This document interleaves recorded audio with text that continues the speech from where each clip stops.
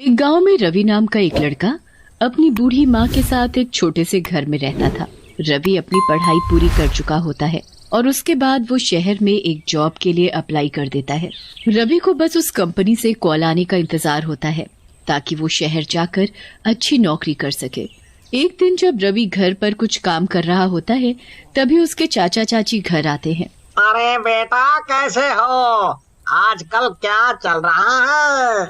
बस चाचा जी, जॉब के लिए कंपनी में अप्लाई कर रखा है। बाकी जब तक जॉब नहीं लग रही तब तक खेतों को देख रहा हूँ। चलो, अच्छी बात है बेटा। वैसे तुम्हारी माँ कहाँ है? वो बस अभी आ ही रही है। तभी रवि की बूढ़ी माँ वहाँ आ जाती है। अच्छा हुआ आप आ गई। मैं रवि के लिए बहुत अच्छा रिश्ता लेकर आया हूँ। लड़की बहुत ही सुंदर और सुशील है। ये तो आपने बहुत ही अच्छा किया। मैं तो खुद ही चाहती हूँ कि जल्दी से इसकी शादी हो जाए ताकि घर संभालने वाली कोई आ जाए। माँ, पर मैं अभी शादी नहीं करना चाहता। आपको पता है ना कि मैं शहर में जाकर एक अच्छी नौकरी करना चाहता हूँ। अरे बेटा, तो हम कौन सा तुम्हें नौकरी करने से रोक रहे हैं? तुम शादी कर लो, फिर उसके बाद जब तुम्हारी शहर में नौकरी लग जाए तो कुछ समय बाद तुम अपनी बीवी और माँ को भी शहर ले जाना। और वैसे भी अभी कौन सा तुम्हारी जॉब लग गई है, हैं? जब लगेगी तब सोचना। पर माँ, परवर कुछ नहीं, तू ये शादी करेगा तो करेगा। बस एक बार सोच कि अगर तू शहर चला गया तो मैं यहाँ अकेली रह जाऊंगी, पर अगर तू शादी कर लेता है तो कम से कम वो तो यहाँ मेरे पास होगी। मुझे इस उम्र में अकेला नहीं रहना पड़ेगा। रवि इसके बारे में बहुत सोचता है और माँ की जिद की वजह से शादी करने को तैयार हो जाता है। कुछ ही दिनों में रवि की शादी पूनम नाम की एक लड़की से हो जाती है। शादी होने के 2 दिन बाद ही एक पोस्टमैन चिट्ठी लेकर रवि के घर आता है। चिट्ठी पढ़कर रवि खुशी से चिल्लाने लगता है। क्या हुआ जी, आप तो बड़े खुश लग रहे हो, हमें भी बताओ। अरे, मेरी नौकरी लग गई है। मुझे परसों ही शहर के लिए निकलना होगा। अरे बेटा, ये तो बड़ी ही खुशी की बात है। रवि और उसकी माँ इस खबर से बड़े खुश होते हैं, पर पूनम बड़ी उदास हो जाती है। वो एक कमरे में जाकर रोने लगती है। अभी तो हमारी शादी हुई है, अभी हमने एक दूसरे से ठीक से बातें भी नहीं की और आप जा रहे हो।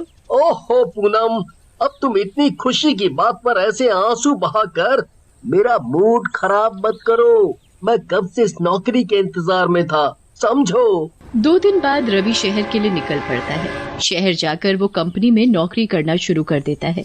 कंपनी की तरफ से रवि को एक फ्लैट भी मिलता है। रवि उस कंपनी में खूब मन लगाकर काम करता है।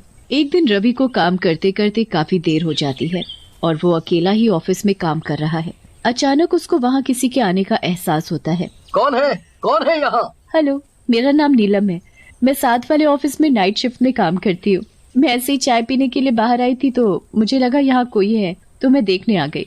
अच्छा, तो ये बात है। रवि और नीलम की अच्छी दोस्ती हो जाती है।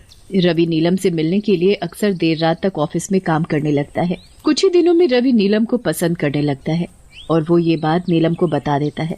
रवि बिल्कुल भूल जाता है कि वो शादीशुदा है और वो बस हर वक्त नीलम के बारे में ही सोचता रहता है। नीलम भी रवि को मन ही मन पसंद करने लगती है। एक रात जब रवि अपने घर होता है तभी वहाँ नीलम रोते हुए आ जाती है। क्या हुआ नीलम, तुम रो क्यों रही हो?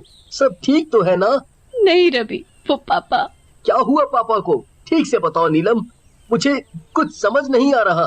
वो पापा कल मुझे चंडीगढ़ ले जा रहे हैं। उनको हमारे बारे में पता चल गया, इसलिए उन्होंने मेरा रिश्ता वहाँ पक्का कर दिया है। हे भगवान, मैं अभी उनसे जाकर बात करता हूँ। नहीं, तुम कहीं मत जाओ, वो बहुत गुस्से वाले हैं। कोई फायदा नहीं है उनके पास जाने का।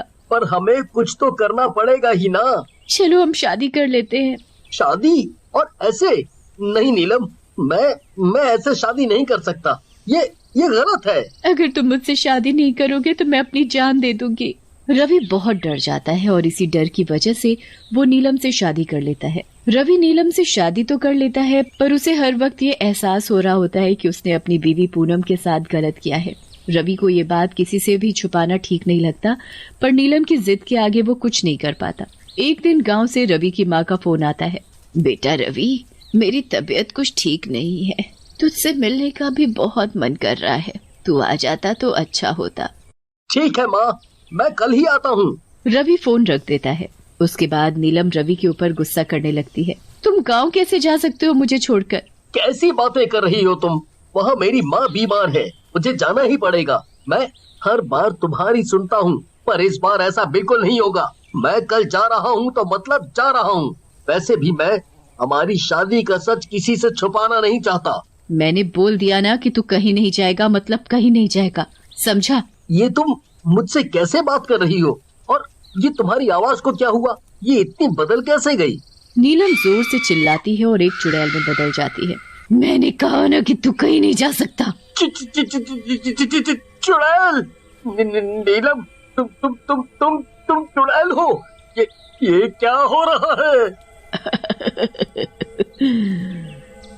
कोई नीलम नहीं, मैं चुड़ैल हूँ, चुड़ैल, तेरी बीवी चुड़ैल। अब तू मुझे छोड़कर कहीं नहीं जा सकता, वरना अच्छा नहीं होगा। रवि के तो ये सब देखकर होश ही उड़ जाते हैं। उसे विश्वास ही नहीं हो रहा होता कि उसकी शादी एक लड़की से नहीं बल्कि एक चुड़ैल से हुई है, और वो इतने दिनों से एक चुड़ैल के साथ रह रहा है। तुम एक चुड़ैल हो तो तुमने मुझसे शादी क्यों की? मुझे तू बड़ा पसंद आ गया था, इसलिए मैंने तुझसे शादी कर ली। अब तो हमेशा मेरे पास रहेगा। ऐसे मत बोलो, प्लीज मुझे छोड़ दो, मुझे जाने दो। कहीं नहीं जाएगा तू। रवि भागने की कोशिश करता है तो चुड़ैल उसे हवा में उड़ाकर वापस बेड पर लाकर पटक देती है। रवि बेचारा उस चुड़ैल के साथ उस घर में ही फंस जाता है। वो चुड़ैल हर वक्त रवि पर नजर रखती थी। रवि बड़ा ही परेशान हो जाता है। उसकी माँ उसे गांव से बार बार फोन करती है, पर चुड़ैल रवि को उसका फोन भी नहीं उठाने देती थी। मुझे एक बार अपनी माँ से बात करने दो, वो बीमार है और वो मेरा इंतजार भी कर रही होगी। प्लीज प्लीज मुझे छोड़ दो।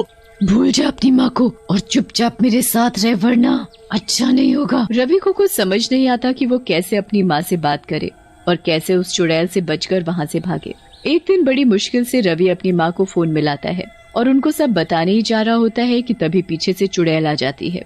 मैंने मना किया था ना किसी से बात नहीं करनी, तो फिर तुमने ऐसा क्यों किया? क्या हुआ बेटा, कौन औरत है तेरे साथ, और तू इतने दिनों से मेरा फोन क्यों नहीं उठा रहा? लाइए माँ जी, मुझे फोन दीजिए, मैं बात करती हूँ इनसे। पूनम अपनी सास से फोन ले लेती है और रवि से दूसरी औरत के बारे में पूछने लगती है, पर रवि डर की वजह से एक शब्द नहीं बोल पाता। आप चुप क्यों हो? बताओ मुझे, कौन है आपके साथ? आप हमसे क्या छिपा रहे हो? बताता क्यों नहीं अब कि तू मेरे साथ है, अपनी बीवी के साथ। बीवी? हे भगवान! चुड़ैल फोन को जमीन पर फेंक कर मारती है और फोन टूट जाता है। पूनम दोबारा फोन मिलाती है, पर रवि का फोन लगता ही नहीं। रवि का बहुत दिनों तक फोन नहीं मिलता और ना ही उसका कोई फोन आता है। पूनम को रवि की दूसरी शादी का इतना गहरा सदमा लगता है कि वो आत्महत्या कर लेती है।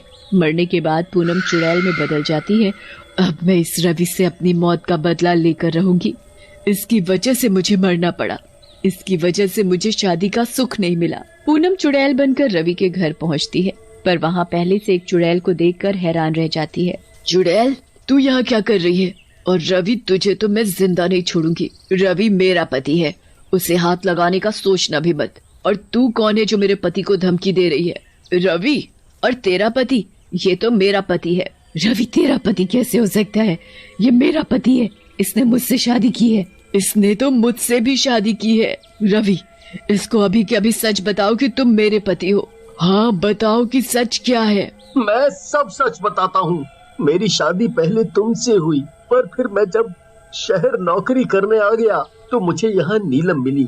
मैं नीलम को पसंद करने लगा था, पर मुझे नहीं पता था कि वो एक चुड़ैल है और उसने मुझसे धोखे से शादी की थी। मैं कब से यहाँ इस घर में कैद हूँ, पर मेरे पास मेरा फोन तक नहीं है। मैं तो खुद ये सच कब से सबको बताना चाह रहा था, पर मैं बहुत बुरा फंस गया था। अच्छा, तो तू मुझसे शादी करके फंस गया? तुझे तो मैं जिंदा नहीं छोड़ूंगी। ऐसे कैसे मार देगी? ये मेरे पति है, मैं इन्हें कुछ नहीं होने दूंगी। ये मेरा भी पति है, मैं इसे मारूं या कुछ भी करूं। दोनों चुड़ैलों की आपस में लड़ाई हो जाती है। नीलम रवि को मारने की कोशिश करती है, पर पूनम उस चुड़ैल को रोकती है।